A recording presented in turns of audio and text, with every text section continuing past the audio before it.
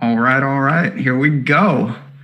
Is everybody ready? I'm going to declare us live as I do every Wednesday night. Awesemo.com. We are ready to go. PGA DFS, Travelers Championship, live before lock. Ben Rasa, Jason Rouslin. We got a lot to get to. You see those topics? We're jam-packed tonight. What's going on, my man? Dude, we got a lot going on. We got some trivia going on tonight also in our chat. I just threw out the first question and I'm second guessing myself on the right answer. So be sure to turn in. I believe the answer was 23, but we're going to be giving away some SuperDraft tickets to their big 25,000 guaranteed contest, 5K to first place. And they're our sponsor for tonight's show, Ben. We must have been doing something right because they are sticking with us. Yeah, they are. And they are. They're the future of daily fantasy sports has arrived. Experience SuperDraft's game mode multiplier. Say goodbye to lineup restrictions and salary restrictions. Say hello to lineup freedom. Use your fantasy sports knowledge to draft any player you want to build your very own dream team. This week, I got 3 of my 4 favorite players. I got to put them all on the same team with guys like Brian Harmon and the like. So you get countless lineup possibilities. Let you experience daily fantasy sports the way you want. SuperDraft offers contests right now. PGA, NASCAR, MMA. Supposedly we're getting MLB back, NBA, so you can enjoy best of DFS all year round. Sign up for SuperDraft using promo code Awesemo12. You get $10 free on your deposit of 10 or more and 20 on 100 or more. You're also going to get a free $12 ticket to use at your discretion. So check out superdraft.io or play in the App Store today. Ben, man, this has been the craziest week, first 3 days of a week that I can remember since maybe like the Open Championship when it was going to be a weather problem. This is absolutely insane. Yeah, it's been quite a day. We're going to, of course, dive into the withdrawals. Most people know, we've got a lot of questions about your guess. Your guess is as good as ours. What we're going to see over the next 4 days in terms of if everyone will make it through. That's just some inherent risk that we're all going to have to deal with. Hopefully the worst of that is over for the week and we can move on. But let's get into it. First things first. Chat, I see we got a lot of regulars. We got everybody hopping. If you can hit the like button right off the bat, helps the show, helps support the community, which we're all about here. But this is going to be first topic we got waves, we got weather, we got withdrawals. Luckily, and you alluded to this a little, I think weather, not a big deal this week, is it not? No, it looks like maybe on Thursday afternoon, we're going to get a little passing, maybe storm that's going to bring in a little bit of wind.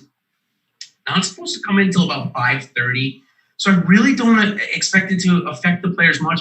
Maybe a quarter of a stroke between the waves, which for me, it's just not enough to heavily favor it. Maybe I play if I'm doing showdown for round 1 tomorrow. I know that DraftKings was offering 20,000 to first.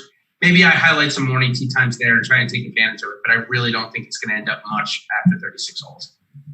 I'm with you. I'm playing it pretty straight up. I always, if you make enough lineups, I don't mind stacking a couple with a tee time just because maybe you get lucky. Who knows?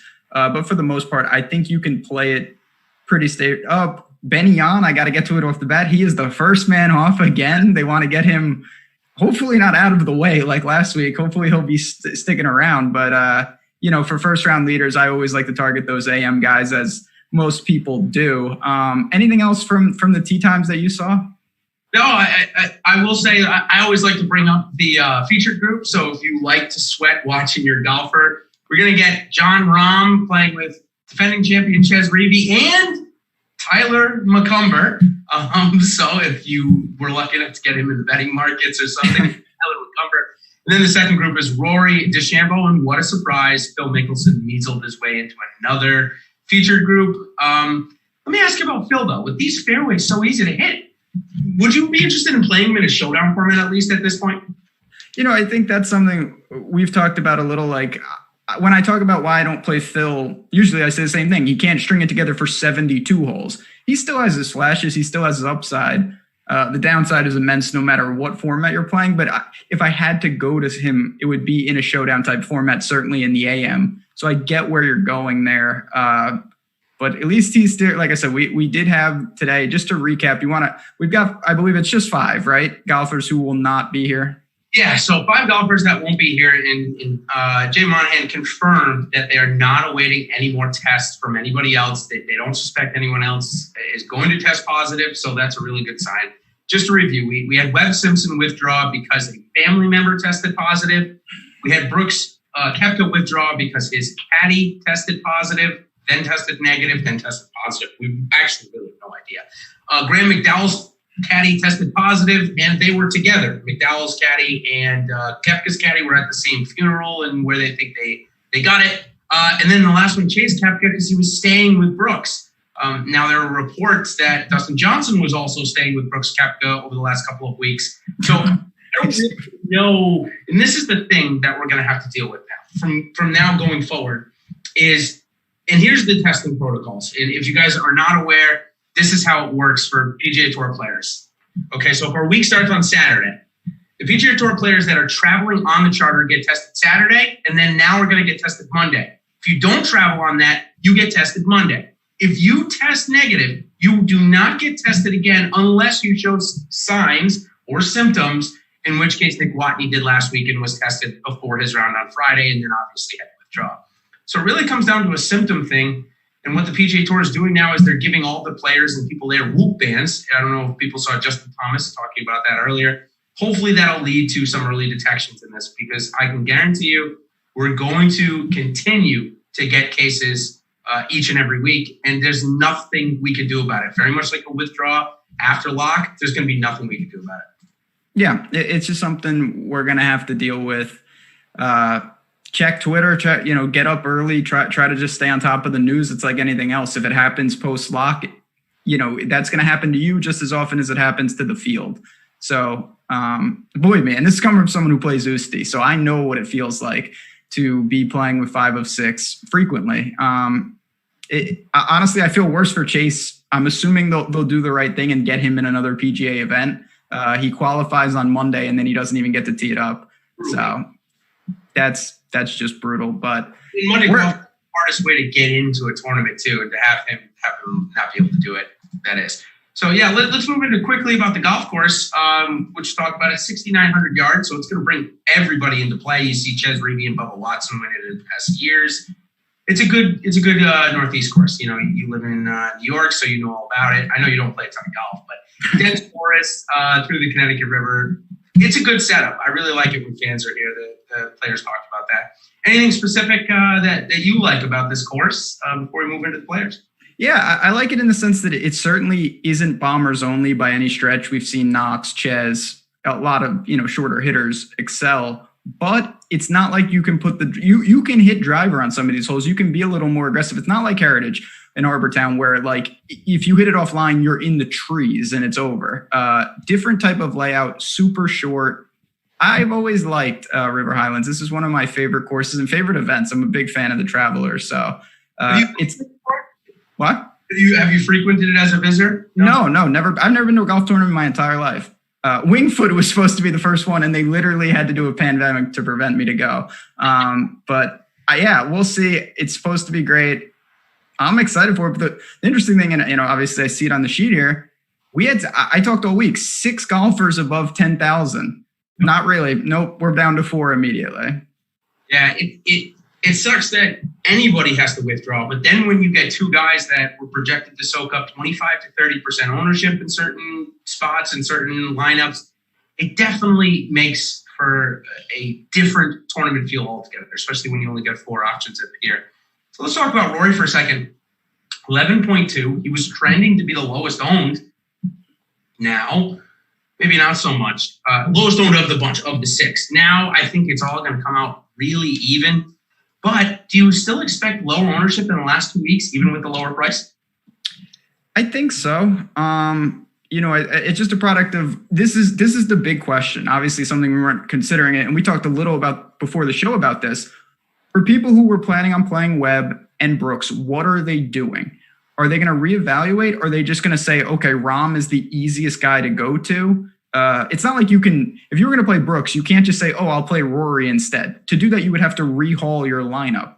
So what does that mean? I think the simplest option is Rahm takes the biggest hit, as well as Cantlay in the 9s. That's just at first glance, though. It's a really unknown, but it's certainly a factor. Yeah, it sure is. And I think that what we're going to find is some of the Webb ownership will go up to Justin Thomas for that 300, maybe up to Bryson. So I guess what I'm hearing from you and what my guess was is that Rory ends up coming in still under-owned in the lowest owned.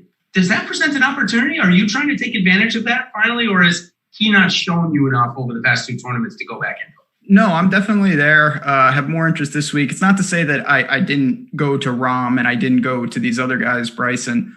But Rory, I think he's getting kind of a bad rap. Okay, 2 weeks ago, he easily could have won. He did not show up on Sunday.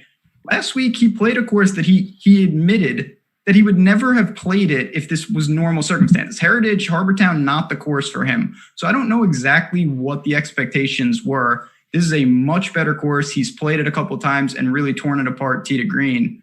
I think it's a fine fit for Rory. Definitely playing him. He led the field in stroke C and tee to green in both those, right? So it's not like he doesn't know his way around. If he comes in close to 10% in the higher dollars, I'm going to absolutely love that. And I just think that's the way it's trending. Now, Bryson DeChambeau is probably a little bit of a different story. Do you think Bryson's ready to win with this new form that he has, this new body? Or do you think it comes in the next 2 weeks? If he's playing both weeks of the next 2, I think the golf course is way better for him. But that doesn't mean he can't get it done this week. Yeah, it's not obviously. I think it's pretty apparent the more he can pull driver and showcase whatever he's doing, it's going to benefit him. Heritage, not that place. Still played really well. Around the green has been weak. Other than that, the putter's been fine.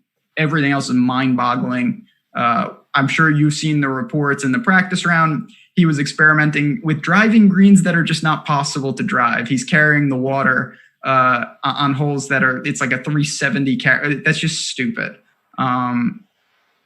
This is weird because he's certainly priced at the premium, but there's arguments to say that he's playing better than anyone in the world right now. I'm not sure I'm there, but I couldn't completely fade him. That's for sure. I mean, what did you do with Bryson? So I wasn't going to play him, but where Koepka withdrew, especially on FanDuel, I found it so easy to just walk my shares of Koepka right into Bryson there. The salary difference over there was meaningless. I think it was, I know that DeChambeau's in at 11.7. I think Koepka was either 11.4 or 11.5, and if I'm wrong, I apologize. So I found it easy to go right to Bryson in that situation. But other than that, I can't get behind. Maybe I let Jordan Spieth influence me too much. And now I'm talking about Spieth and Bryson. But I was watching the interview yesterday with Spieth because he's interviewed every week like normal. And 2 questions about Bryson came up. And he specifically said, I can't wait to see him on the big courses because I think he's going to kill us all. So I don't know. Maybe that just says to me that I'll wait to go basically all in on a week where I think he can really hit driver, call it 14 times with the 4 par 3s that we normally have. Maybe not 14, but at least 10 times.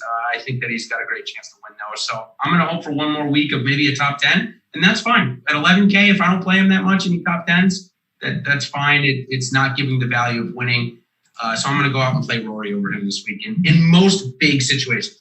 I'm going to have some ownership with the MME stuff, but in the big ownerships, I went to Rory if I could. Fair enough. I think that's something, like I said, I'm open to. I just don't know exactly how it'll fall, when we look at the ownership up top. So if we had a guess, I'll just throw out some guesses because I know people want to see it, and we'll also tell you what Awesemo is going to do. We'll give away. We're going to talk about the Millionaire Maker ownership, and of course, if you guys want the Awesemo projections, great time to join. $8.95 a week. We've also got a free monthly pass giveaway going on Twitter right now. Go check out the pinned tweet there. If you're not already an Awesemo Plus member, a great way to do it.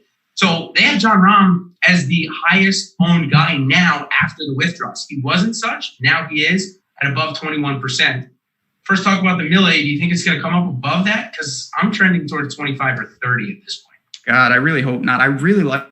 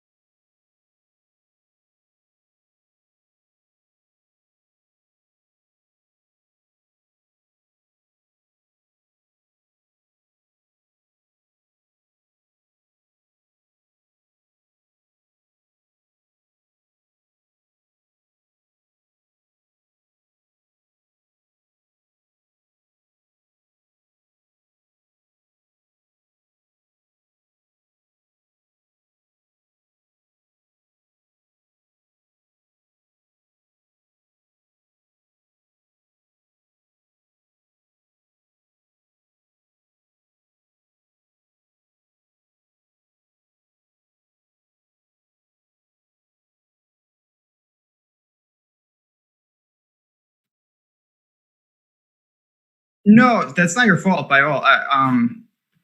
Okay, are we back? I think we're going to have to, you're going to have to crop us on the fly here, Jordan, because okay, we are back. What happened was, I'll explain on the show. I think we're back in business. We're back in business, okay. Sometimes what happens, depending on what Zoom room you're in, you only get an hour. So I saw on the top, it was like a doomsday clock. I don't know if you guys saw that. It said less than a minute. And I'm like, oh no. I was just getting into my groove. We were talking about ROM. Don't worry. We're all good. Chat, don't worry about it. We're back. Whew.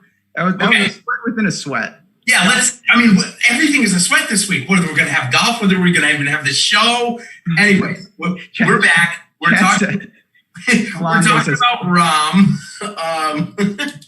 And I was talking, actually, it's probably Jordan Spieth's fault, because I was talking about how Jordan Spieth basically said that Bryson's going to win on every other course. We transitioned into how I was saying that everyone's going to go to ROM. And now let's talk about who the second guy in the lineup is going to be, right? If people are going to go ROM, we've got Cantlay and Casey returning to the golf course. Last week we had Hideki and Hatton returning to the golf course, and we had one miss the cut, and we had one top five. Do you think we get that with those two this week, or are they a little bit more consistent than Matsuyama and Hatton? Well, I mean, talk about a range of outcomes. Decky comes back. That was as bad as you could look. Hatton couldn't miss on the greens. Imagine if Ancer had his putting, he legitimately would have been 30 under. But so this is your department with Cantlay. I'll say this. He's someone that takes, I don't want to say he doesn't take 3-month breaks, but he doesn't play that frequently. He's someone that has taken time in between starts, and he comes back very crisp. Paul Casey loves this course. I'm a little more worried about what he's been doing and whatnot, but I still think it's okay for cash. I think Casey will be a guy that you could go to. Cantlay, that's your boy. I mean, you're more honed in on him than I am. Yeah, so Celia in our chat called me the stalker of PGA DFS and whatever. I'll take it. Nothing wrong with that. That's all right. And I'll run with it with the Patrick Cantlay too here and say that I've been following everything I could on his Instagram and Twitter and whatever, what have you. And he's been playing with Tiger and JT down in Jupiter. Now, does that mean that he's playing against the best players in the world? Well, yeah, JT and Tiger are probably the best players in the world, or two of the best. But it's not competition golf. However, it looked like Matsuyama hadn't picked up a golf club. Honestly, it looked like from the first tee ball that he hit on one, it looked like he didn't pick up a golf club, and I know Cantlay has. So I'm okay with playing Cantlay, whereas I was okay with playing Matsuyama last week. I'm okay to go right back to Cantlay. He's shown me that no matter what it is, a 5-year layoff, a 2-month layoff, or whatever, he comes back and he plays very similar. If he's good around the greens, he's got a chance to win. So I'm okay going back to Cantlay. And Casey, it's not a surprise he chose to come back here, because his results here are unprecedented. 2 runner-ups. He should have won the Bubba Watson year. Bubba really stole. Actually, Bubba stole it both times from him. And I think 2 other top 10s as well. So it's going to be really hard to fade Casey in a cash setting. Yeah, listen, he's someone that he loves this course. I totally get it. I comp this course to Valspar a little bit. He's won Valspar twice. It's just everything you want except the layoff. That's the one unknown that we're just going to have to deal with. So It is what it is. Now, within this range, DJ and Rose are between the two guys we're talking about. I really like DJ. I think he's poised to really contend here. Good POA, struck the ball great last week. Rose has found it. And then there's Xander, who I pretend isn't in the field each and every week. Like, it's a sneaky difficult range, this 9K. It is. And I've taken the path of fading Webb and fading DJ. DJ has, for all intents and purposes, worked out for me. I barely ever play him. And I think this week for me, when we get DJ at 9,400 and we got Justin Rose at 92, I feel Justin Rose is in a little better form for this golf course. You know, DJ can hit it 340, 350, right? Well, maybe not anymore, but I don't know. I like Justin Rose a little bit better here, but I skipped out on both of them, to be completely honest. Xander, I think, though, because of that, I think Xander's ownership is going to be the lowest out of all 3 of these guys. Now, you said you act like you don't play him in the field. Here's where I would look at contest selection and say in single entries, Xander Schauffele might be really low owned, and I would look for a target there if you want to try and leverage that. And see, that's really sharp advice. It's funny. It's counterintuitive to some people because they're like, well, I only have one bullet. I'm not going to take the guy that's, I'll take the guys that are most obvious. That's actually where you want to mix it up. And I do have a little Xander, and it's in some of my 3 max where I don't think he'll get on most people's radars there. It's just so hard. You'll see, chat. Remember this moment of the show. I'm going to play a little Xander. Watch what happens. When I don't play him, the guy's unstoppable. But he's scrambling and on the greens. Expect at least 3. The rare chip-in streak from Xander. It's just like, wait, what? Very, very disturbing. But and then there's Morikawa, who he finally lost with the irons last week. He looks a little tired. I'm not going to lie. Like it's not as crisp. Yeah, something certainly happened there. And speaking of DJ, really quickly, if you want some free SuperDraft projections, head over to our Instagram account. The handle is @Awesemo_com. Some nice graphics there. I like what the team is doing with that stuff. So check out DJ's projections there. Let's talk Morikawa for a second. Finally lost on the irons. It looked like he really didn't care. Here's the thing, though. He has got a chance at 23 years old to break a Tiger Woods record that I don't know if anyone will ever come close again. I'm so surprised Morikawa's made it this far. It was the first question of our trivia questions for the free SuperDraft tickets. I think that keeps him motivated. I think this golf course is perfect for him. He's not going to miss a fairway. So I can't get off him. I know you haven't been on him a couple of times. It sounds like you're not on him this week again. No, I really just couldn't get there with Rose, with DJ. Just too many out. Again, it's a product. It's the same situation with Abraham Ancer, who is we didn't talk about him. Yeah, and we're gonna get there when we get to the the young guns and whatnot. But it's more a product of who he's priced next to rather than Morikawa himself. Yeah, it is a good point. And I mean, especially when you can drop $600 and go get Sergio Garcia, whose irons look like what Morikawa's have looked like the past however long Morikawa's been doing it. So Abraham Ancer, let's go back to him for a second because we kind of skipped over him. 2 back-to-back fantastic weeks. Should have probably beat Webb Simpson last week. All events. Comes to this course, another one that should set up well, but now we're at 9,000. Now we're coming maybe close to 15 or 20%. Double the ownership was what he's been given. Last week, I had him in the $500 at 6% owned. We're not getting that this week, and he's more expensive. Is this time to jump off the train for me? Because I've been on it. And even Ancer someone that I don't get to as much as I probably should. Played him last week. Not that I hit it pre-tournament, but I had positions on him in the outright market through the tournament. So I was certainly rooting for him. Should have won. He gained 12 strokes with the irons. That's probably going to be the best anyone will do in any tournament. Certainly of people who don't win.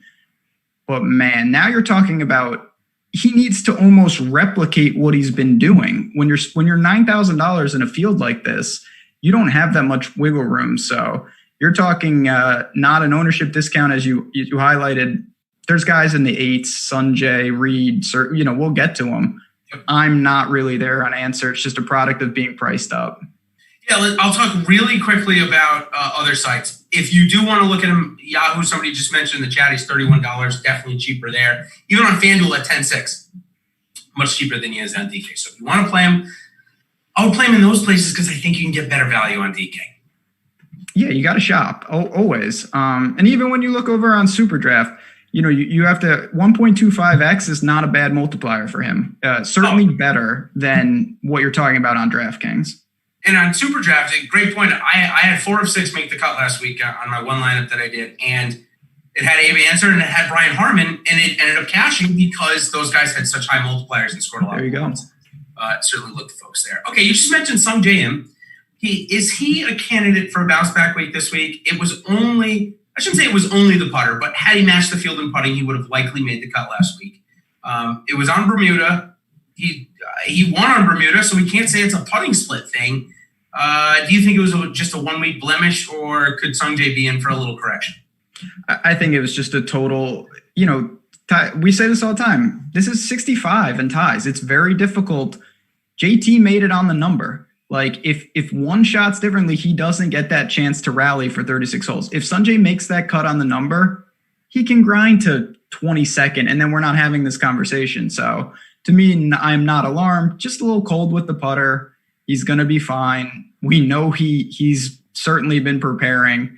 Right back to Sanjay and cash for me.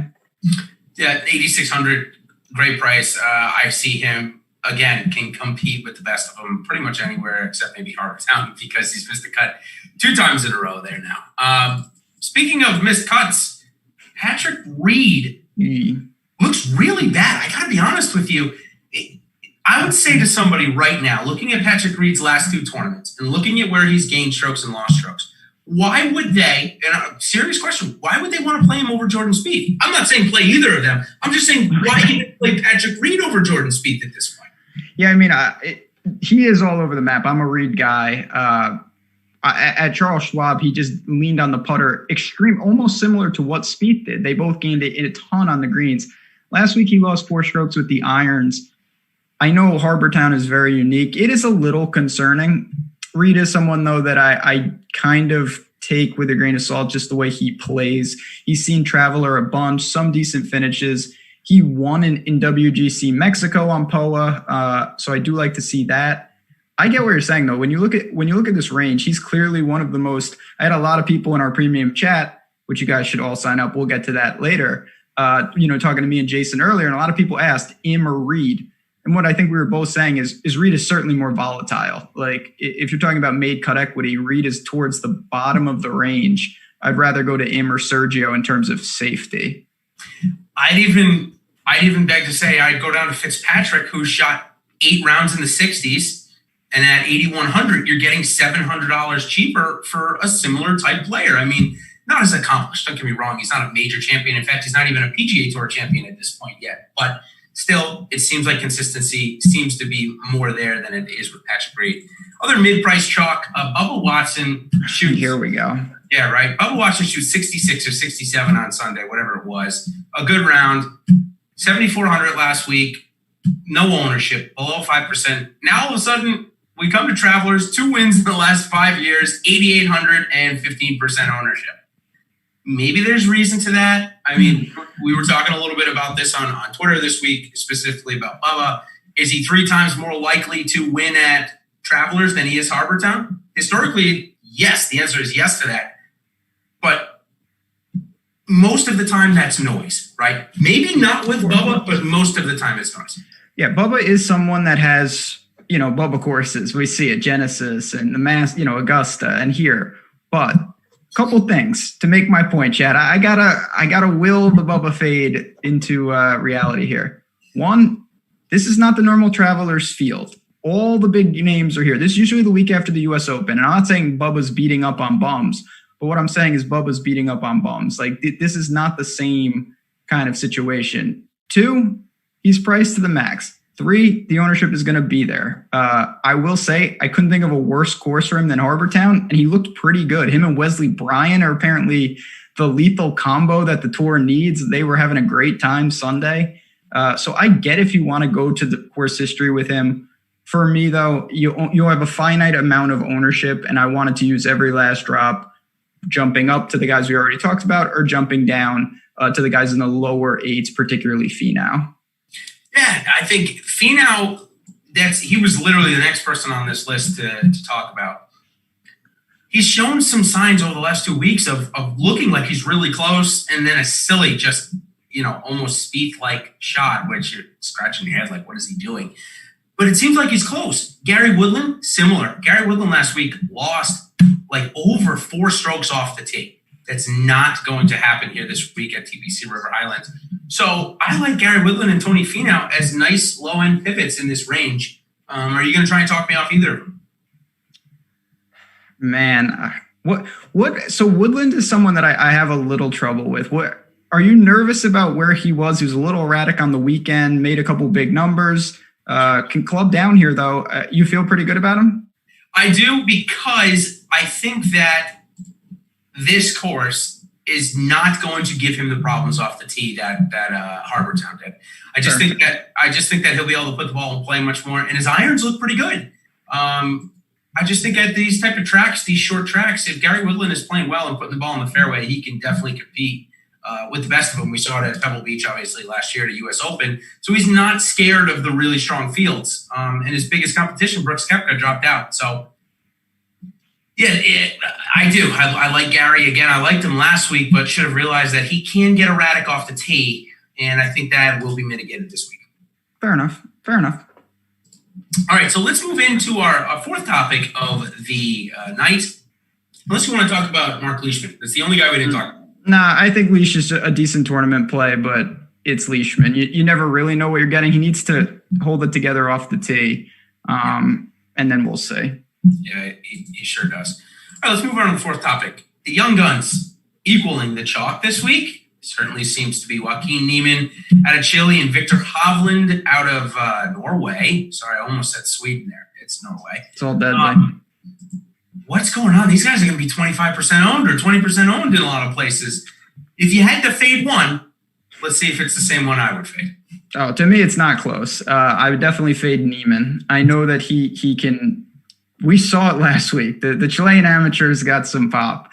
He's unbelievable when he gets going. Stormed late, got in contention, didn't do anything with the putter. Having said all that, I still, with the scrambling, am concerned. He was great. He was top 5 at Travelers. I'm just truly leaning Hovland, better player in my opinion. I know that might be a little hottish. I'm a Niemann guy, but the way Hovland, his combination of ball striking, the short game is just a bonus at this point. Kind of quietly surged a little bit. I know you were really heavy on him last week. To me, I'm coming under on Niemann, and I'm definitely getting over on Hovland. I'm very close to over on Hovland, I would say, and I'm playing him in some pretty big spots for me. If we look at the big finishes from Niemann, right, let's just say any top 5. Mm-hmm. Okay, so going all the way back to the Travelers of last year, he was able to follow that up with a nice restart at the Rocket Mortgage the next week for a top 5. Other than that, though, top 10 at the John Deere, miscut the next week. First at the Military Tribute, 54th the next week at the Shriners.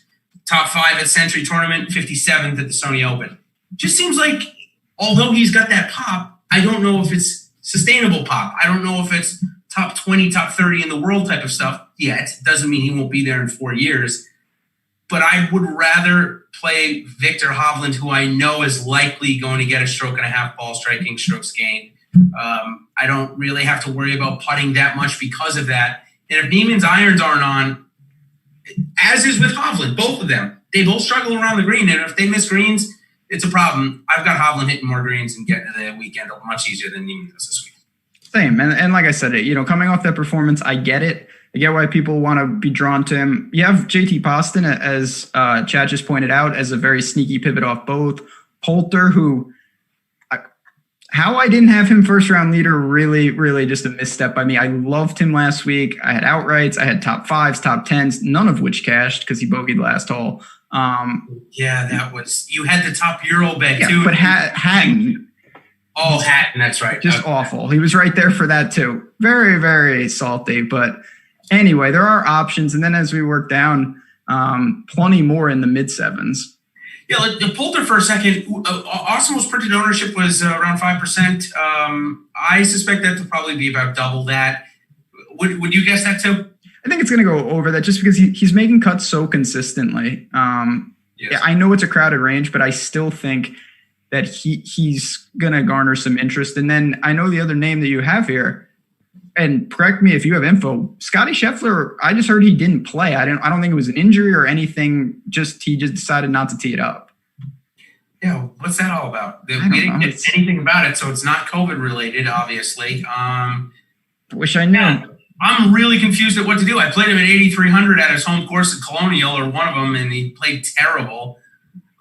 Are you playing him? It looks like he's going to be 10+% owned. I don't really know what to do with the guy. So I have a little exposure. I'm not sure I'm going to be able to get over on that just because I have Brian Harmon, I think, is a great play. Again, he's just grinding, playing really well. We talked about those guys. Dahmen is right there. Chad's thrown this name up, and I'm with them. I have some Keegan, and I know we're going to get to some of these guys when we get to the make the cut segment in a minute, but I have some other priorities in the 7K range. Is Corey Connors one of those? I want to pass that back to you. He's such a good ball striker. You know what you're getting. I don't know. I don't mind it for cash, honestly, in a way, but in tournaments, I think you're looking at another middling finish at best. I kind of feel like the upside's capped just because of the way his putter is. I feel like he's like a rich man's Ches Reavie, though. When I look at the stats, super rich. That's why I see Ches Reavie win here again. Granted, it wasn't against the best field. It was against a good field. It wasn't against this field, but I don't know. Corey Connor 7,500. I do like it. I hope I'm not too late because the last 2 weeks he's paid off value. I mean, I think he was in the Millionaire Maker 2 weeks ago. He was in the Millionaire Maker winning lineup. But last week he still paid off value in your higher dollar stuff, your limited entry stuff. Obviously, it wasn't part of the Millionaire Maker lineup because of how many Eagles were out there. But still, I like Corey Connors. But let's start off our missed cuts and missed price segment before we get to the make the cut with two of our favorites, Jason Day and Louis Oosthuizen. Two guys that were above 9K in any tournament you played, or at least above 8K for the last 5 years, it feels like. Now they're 75 and 72. Are we blindly playing them this week? Okay, so this is the moment. Chat, we survived the Zoom crash. We survived many things to get to this moment. I know everybody has been waiting.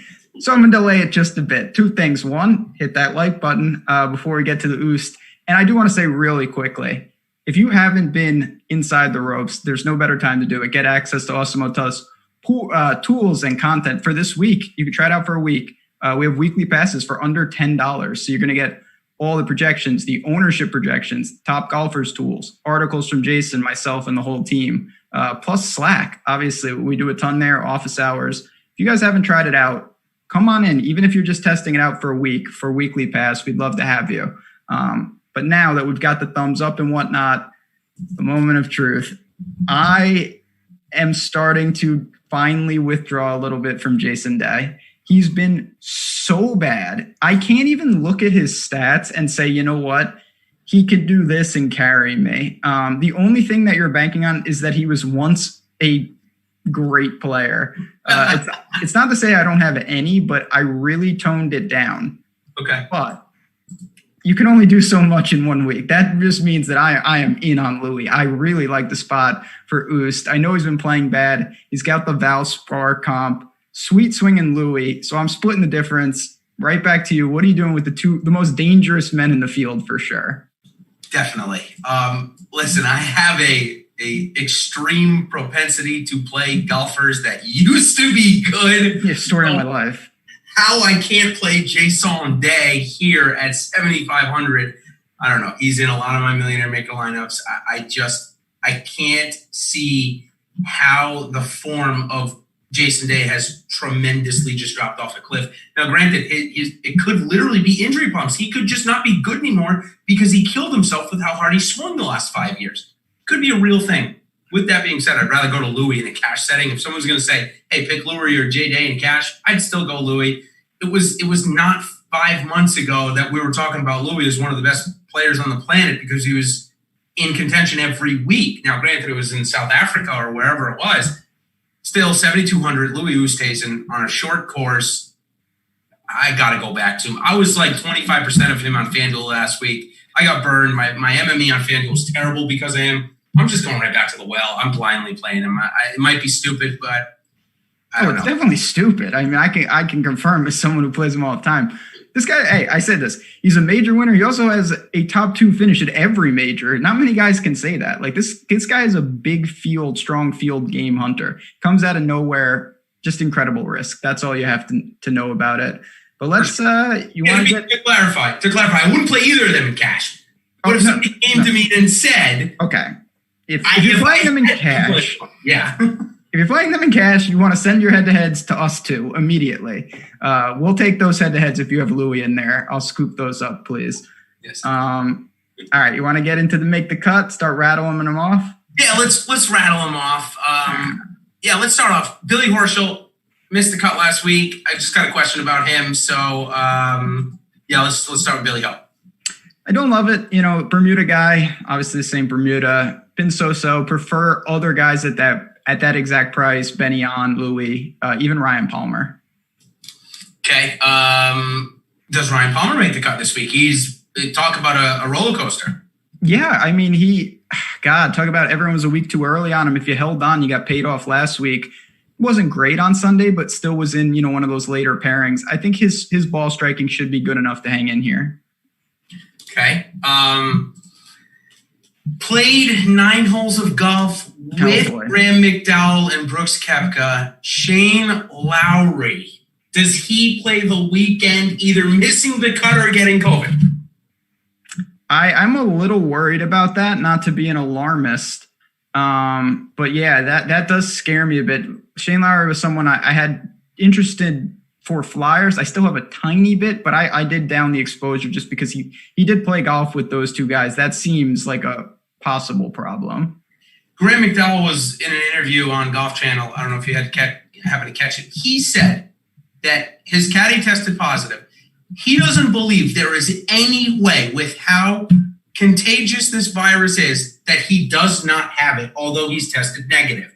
He believes there's no chance that he doesn't have it. He believes he does if it's as contagious as people make it. So that's the case. I am quite nervous about Shane Lowry. I'm not going to lie. I don't know that I was going to play him anyway, but the form just hasn't looked good. I think he had no birdies in the first round last week. I mean, it's just not working. So I got him not making the weekend regardless.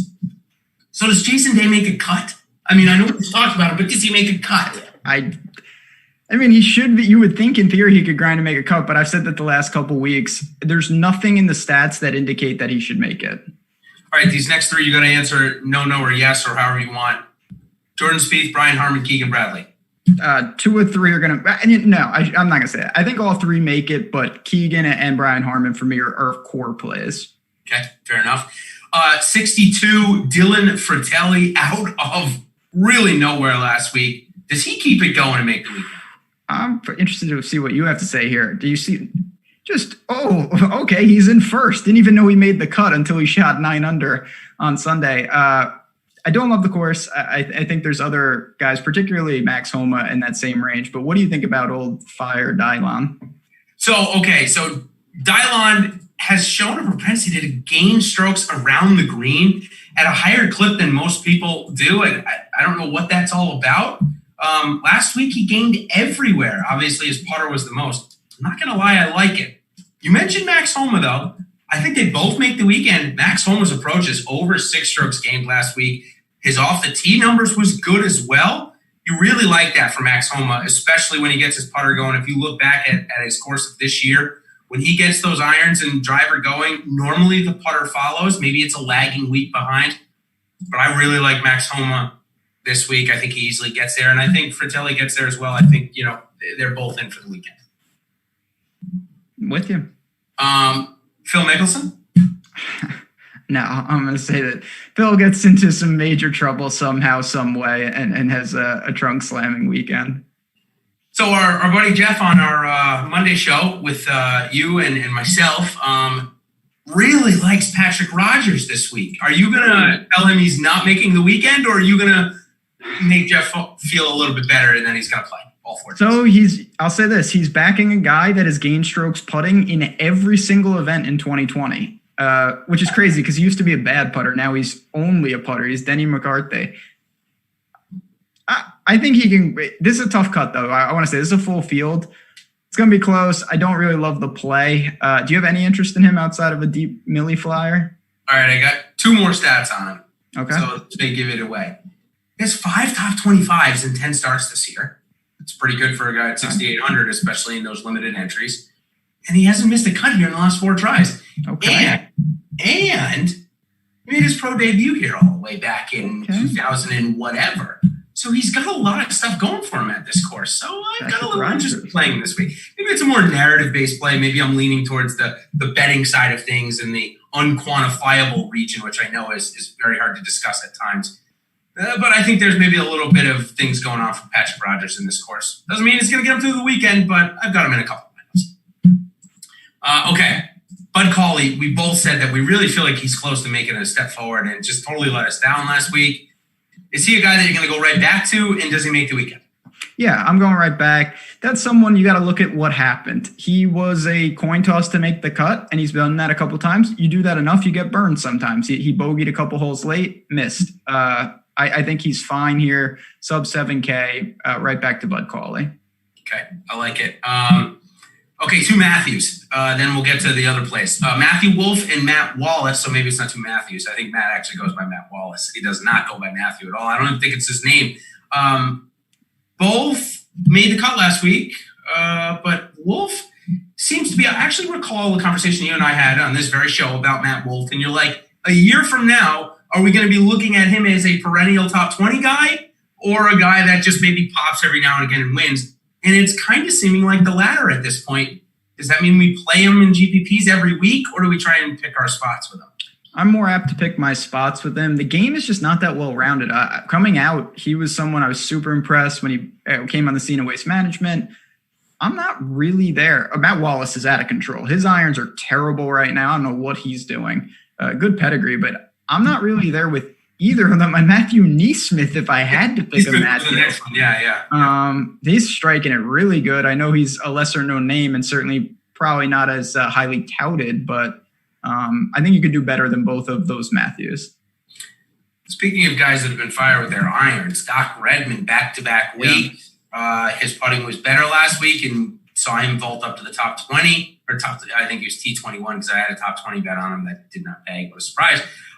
Do you like going back to him? And I saw another name in your article, Tyler Duncan. I like both of Doc Redman and Tyler Duncan this week.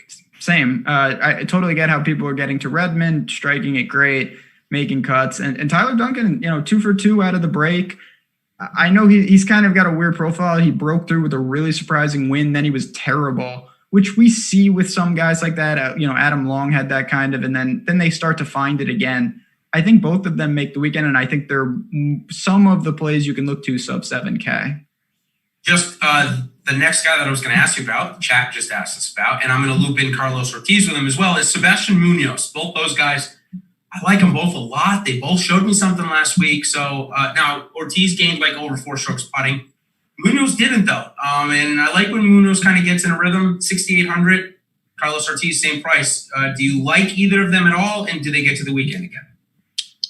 I don't mind Munoz. I don't really have interest in Ortiz. I think the putter really carried him. Munoz, I think, is fine. Again, you're looking for flyers. This is more a product of like you want Rahm and Bryson or something. Right. You're really being aggressive. You can fill it out with guys like that who have shown the abilities to get hot with the irons. Yeah, I used them when I used Rory because I felt like I needed to get one of those guys to build out my balanced lineup the way I wanted to. So either getting Rory or stacking Rahm and DeChambeau or something like you just said, I think is the time to use these guys. All right, 2 more to make the cut, and then we're going to move on to our deep dives. Is Kevin Tway back-to-back top 10s at this course? Why? And CT Pan, who hit a ton of fairways last week and maybe seems to be coming around a little bit. Not really interest there in either. Too many flyers for me down low. It just, you start to rake yourself. So I'm not there. But I think really it's just that kind of week. You want to pick a couple. And this goes right into, you want to jump into the hot takes right now? Yeah. Oh, I do now. I see. Okay. Yes. We're going to, it's that kind of week. You don't want to go. It's left. Yeah. It's like a ticking time bomb. What can I say? I don't want to get too crazy. I will say I opened up my player pool a little bit up top. I got aggressive, but then I didn't dip to too many guys in the 6s. You do that and you can get wildly overexposed. So that was one of the things. What about you? And then we can get some hot takes, talk some SuperDraft, and bounce on out of here. Yeah. Okay. So do you remember our hot takes from last week? Yours was Poulter, right? Yours was Hovland. We were both very good. Firm edges. We're getting real close. Did I make it through this without talking about speed? No, I did not. Of course I did. There's no chance I did that. All right, let's talk about, really quickly, we're going to give 90 seconds on the young players that play in this tournament every year. The Travelers is very good about inviting some of the best college players. We've got a few questions. First is Satith Thakala, and if I'm pronouncing that wrong, I'm so sorry. I apologize to him. A total standout from Pepperdine. I mean, this guy has been very, very good. 3-time All-American. His scoring average was 70.61, which is not close to Morikawa, but still pretty good. We saw him already play on the pro circuit. We saw him play on the Outlaw Tour. I know you couldn't play it because of New York and all that, but he tore it up. I think he went out and shot 61 maybe in that first round. So the kid can play. My opinion is if you're going to play him on FanDuel. He's basically min-priced there. Also on SuperDraft, he's 1.6x on the multiplier, so I really like him there. If you think he's going to make the cut, use him there. DraftKings at 6,300, I would rather spend $100 less and go get a name that I just saw in here, Kyle Stanley. The other guys, William Gordon, who we've seen a couple of times and definitely can play. Don't know if this is a great course for him, but definitely can play. And then the next one, we're going to have to go on a quest to learn more about this guy. It's Peter Quest. I think that's how you pronounce it. Kuyest? I don't know. Yeah. Sounds made up. He's got a lot of pedigree as well, but we haven't seen a lick of this guy. So can I get you to play any of those three? No, definitely going to be watching. It doesn't mean I don't think they could hit the ground running. This is too strong a field for me to do it in. And that's really where I go. So for my hot take, I'm keeping it pretty simple. Tony Finau is a guy that I think can get in the mix here. I'm going to call for a top 5. I don't think he can win it per se. I would love to see that. But to jump right into it, for my final point, I'm going to go Tony Finau, top 5. I do. I love it. He's a part of my big plays this week. I'm glad we aligned there. It looks like he's coming low owned, so I do like it. All right, I've got a bet out there with somebody in the Twitter community, so I'm gonna make it my hot take. It has been a long time since I've made this my hot take, and it may not be too hot takey because he did just top 10 2 weeks ago. But I've got Jordan Spieth coming in the top 15. Oh, that's hot. And when he does this week, I'm gonna get a nice payout on the Twitter machine from my friends on there that like to bet against Jordan. So that's my hot take, Jordan, top 15 this week. Like it. All right, we got a couple minutes left here, so we're going to dive quickly into some super draft. And I'm just going to throw out a couple names. I'll pass it to you, and we'll give some final thoughts. Yep. To me, you want to look for those mid-range multipliers. You got Brian Harman, 1.3x, Joel Damon, 1.35x, and Lucas Glover, 1.35x. You can take guys like that, pair them around the big names, the Rahms, the Brysons, the Rorys of the world. And just to hit on what you said earlier in the show, you didn't have the best team around there, but you had guys like Harman at big multipliers last week, and it really carried you. Yep, it sure did. But I found that multiplier in the bottom range that I liked a lot. And again, SuperDraft up in their contest this week, 5K to first place. That's pretty nice. I mean, even if you're more propensity to play the Millionaire Maker, hey, you win that one, you got two Millionaire Makers to play basically. Well, it's like 1.5, but if you round.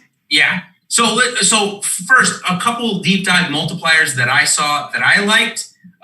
Scott Stallings played pretty good last week, 1.6x. But the biggest one that I think I'm going to play is my first click was Mark Hubbard. He's popped a couple of times the last 2 weeks. He's made the cut here every time at Travelers.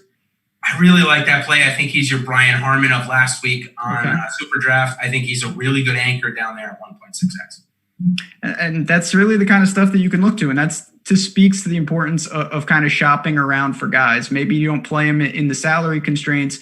You look to them on SuperDraft. But we're going to close it out here. Any final thoughts for the people in the chat? You've been awesome tonight. Like I said, we survived a little adversity. We got a lot of things coming here at Awesemo.com. Some big things on the betting side. I know me and Jason have been involved in. Anything else before we bounce on out of here? I'll just say that if anybody gets affected by a COVID withdrawal, it's likely that Ben and I will too. There's nothing that we can do about it. Just pray for the best. I don't know what that's going to do, but just hope for the best. Well, won't say pray. Hope for the best and just expect that nothing's going to go wrong. Yeah, that's all you can really do. And on that note, like I said, we're going to think positive on this show. That's what we do. We got Jordan Klein behind the glass. Shout out to him for managing everything, keeping us afloat. And thanks to Chad. On your way out, hit that like button. If you have any questions, find us on Twitter. Find us inside the ropes. Good luck, everyone. We'll be back next week for another golf tournament. Hopefully someone takes some big things down and we'll celebrate.